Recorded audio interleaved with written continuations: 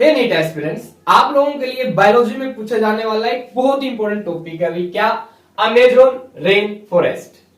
ये एक आपका ट्रॉपिकल रेन फॉरेस्ट है और नीट के अंदर इस टॉपिक से क्वेश्चन पूछे जाते हैं आपसे। किस टाइप के क्वेश्चन पूछे जाते हैं वो देखिए। सबसे पहले ये पूछ लेते हैं, बताइए कौन से बायोम में आता है Amazon rain forest. Biome, biodiversity में एक डायग्राम देखो, दिख रहे हैं यहाँ के 7 बायोम्स है। पूछ लेते हैं इनमें से कौन से बायोम में पाया जाता है। कौन से में भाई? ट्रॉपिकल में, ट्रॉपिकल बायोम में पाया जाता है।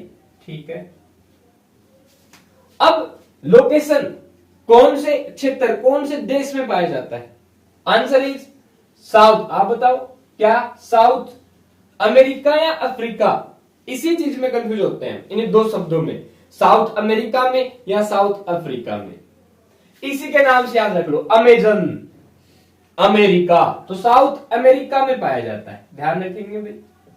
ठीक है, अब क्वेश्चन कैसे पूछते हैं? ये आपका ऐसा फॉरेस्ट है जिसके अंदर अर्थ के ऊपर अगर मैं बात करूं तो बहुत ज्यादा बायोडायवर्सिटी पाई जाती है। ग्रेटेस्ट बायोडायवर्सिटी यही पाई जाती है। और कितनी भाई?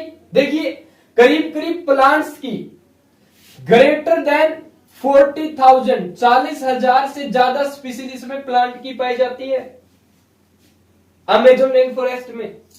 ठीक है, बात करूं मैं फिशीज की, अप्रोक्सीमेट 3,000 स्पीसीज फिशीज की पाई जाती है, 3,000। एम्फीबियंस की करीब करीब 427 स्पीसीज पाई जाती है, 427। मैमल्स की बताओ आप कितनी पाई जाती है भैया? एएमए जितनी एम्फीबियन की स्पीसीज पाई जाती है अमेजन रेन फॉरेस्ट में, उतनी मैमल्स की पाई जाती है, MAAM। ठीक है, ध्यान रखना, ये बड़ा अच्छा वर्डिंग समझ लीजिए, आप याद कर पाएंगे। मैमल्स की कितनी पाई जाती है भाई? 427 स्पीसीज। ठीक है, ओके। रेप्टाइल्स की मैं बात करूं, बताओ जल्दी से कितनी भाई? अप्रोक्सीमेट 378 स्पीसीज पाई जाती है रेप्टाइल्स की, ये आप ध्यान रखेंगे। ठीक है, इनवर्टेब्रेट्स की बात करें तो भाई करीब करीब ग्रेटर देन 1.25 लाख, यानी 1,25,000 से ज्यादा स्पीसीज इनवर्टेब्रेट्स की पाई जाती है। अब आप लोगों से क्वेश्चन ऐसे ही पूछते हैं, मैच कीजिए भाई। प्लांट्स की बोल देंगे, एक स्टेटमेंट दे देंगे, in Amazon rain forest greater than 4 lakh species of plants are found. ऐसे एक जीरो लगाने को, कुछ भी नहीं करना।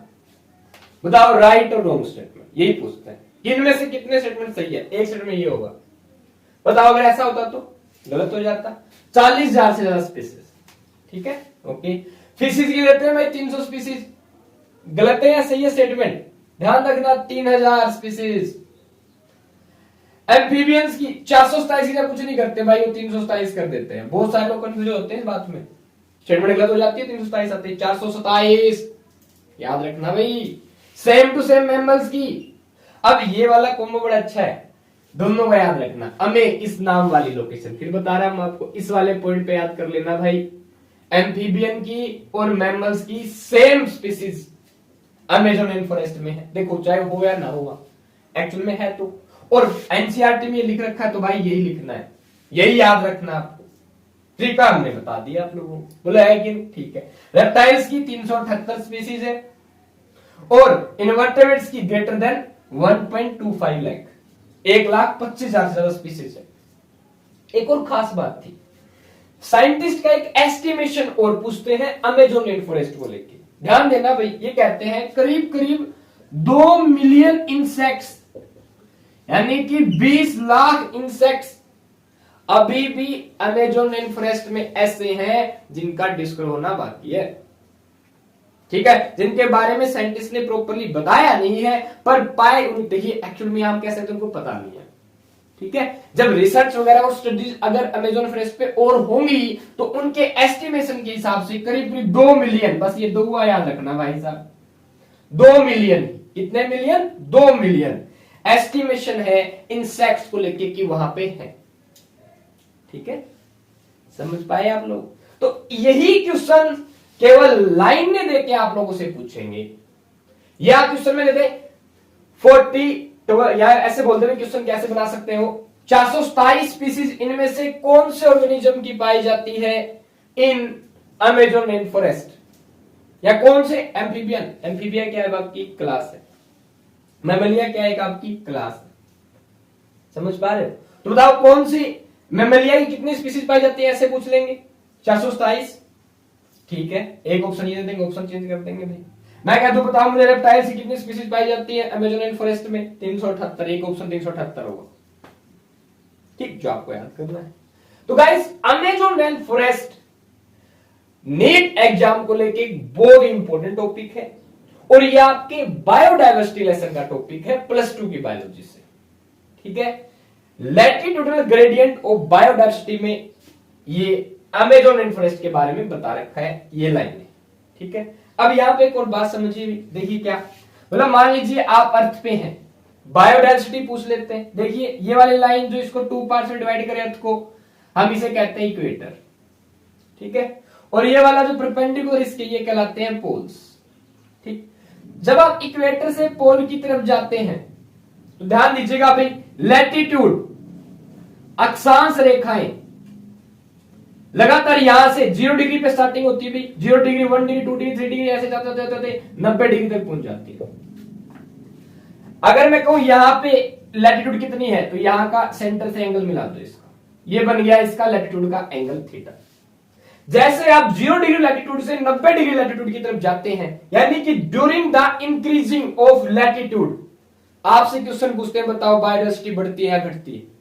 ध्यान रखना भाई, जब आप लैटिट्यूड बढ़ता है तो बायोडायवर्सिटी घटती है, नोट इट वेरी केयरफुली। यानी जब आप 0 डिग्री लैटिट्यूड से 45 डिग्री लैटिट्यूड की तरफ जाएंगे तो बायोडायवर्सिटी घटेगी, यानी कि आप अगर इक्वेटर से पोल की तरफ जाते हैं तो बायोडायवर्सिटी घटती है, ठीक है। अब मैं कह दूं आप पोल से कहां जा रहे हो, इक्वेटर की तरफ, तो लैटिट्यूड आपका घटता है, अक्षांश रेखाएं जो एंगल बनाती है यहां इक्वेटर के साथ वो घट जाता है।